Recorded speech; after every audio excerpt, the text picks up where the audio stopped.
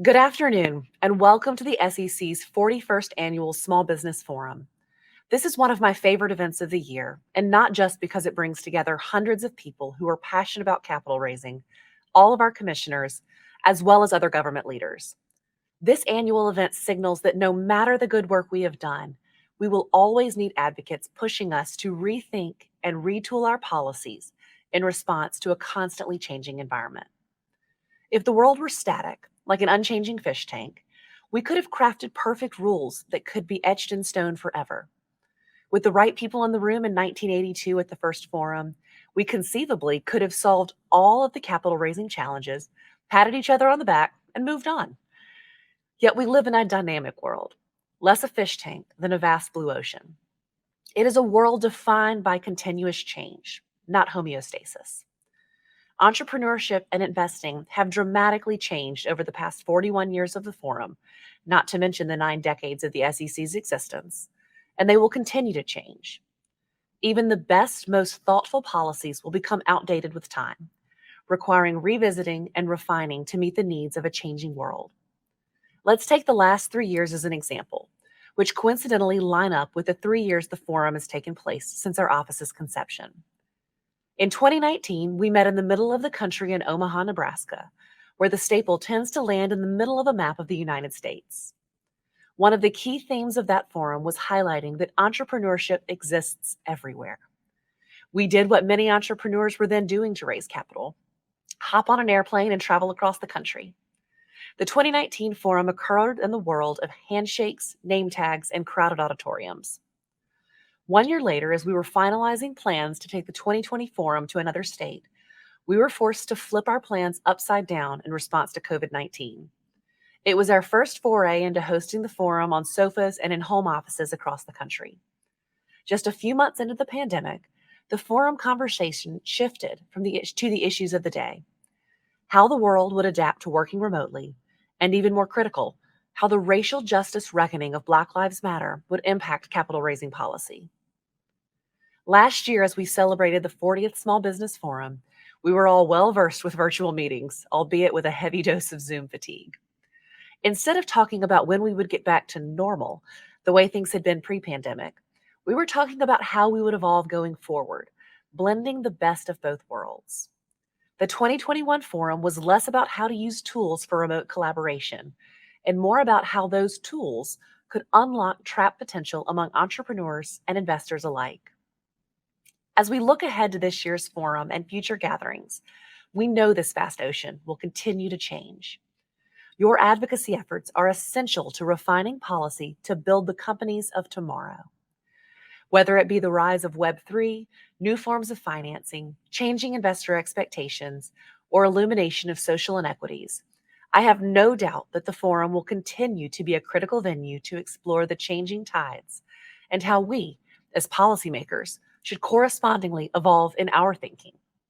For those listening along and thinking, well, Martha's stating the obvious, of course things have changed since 1982, and of course they will continue to change, you're right, which makes my call to action to rethink all the more important.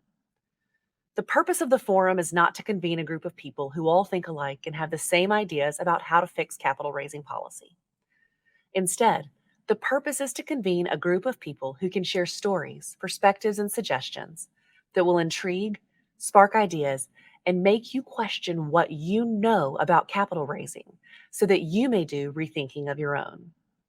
Ironically, this call to action, to rethink, is the most challenging for the smartest person in the room, the expert, the person with the answers and the impressive resume. Take my nudge as a compliment. Research shows that the smarter you are, the harder it often is for you to update your beliefs and viewpoints on the world, and hence the more important for you to actively force yourself to rethink. I'll share an example. Many capital markets extol that the market is efficient, meaning that if a company is a good one, capital will find it. Conversely, if a company struggles to raise capital, it must be because that company is a bad one. Maybe that would be the case in a contained fishbowl. Yet the data and our office's experiences have shown again and again that who you are, your personal network, location, education, and demographic group often is the first hurdle to clear before investors ever learn what you are building and, critically, whether they will invest. Many founders never get in the room to tell their story to investors because of who they are.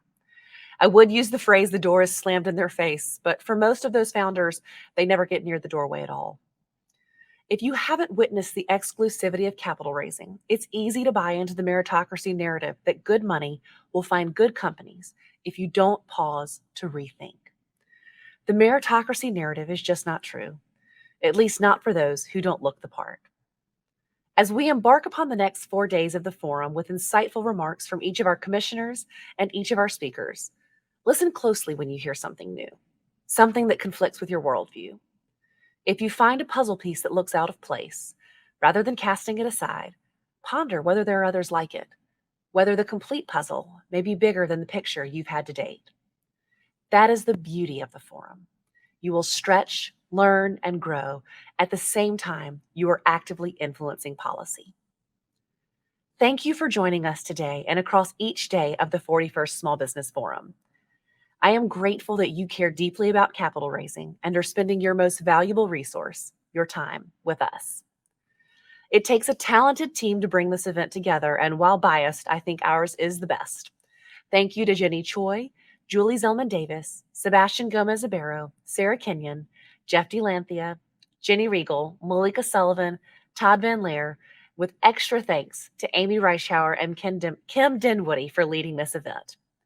It has been the greatest gift these past 3+ years serving as the SEC's inaugural director of the Office of the Advocate for Small Business Capital Formation. In this role, I have learned more from engaging with people who think differently than me, than those with whom I have shared perspectives. To each person who has taken the time to raise your hand, speak up, and collaborate to advance capital raising policy, thank you. My ask of you is to keep it up, to raise your hand again, or for the first time, and to use your voice for good. Now join me in diving into the main event, the vast blue ocean, which is far more interesting than a fish tank could ever dream to be. It is now my pleasure to introduce Chair Gary Gensler to welcome you to the forum.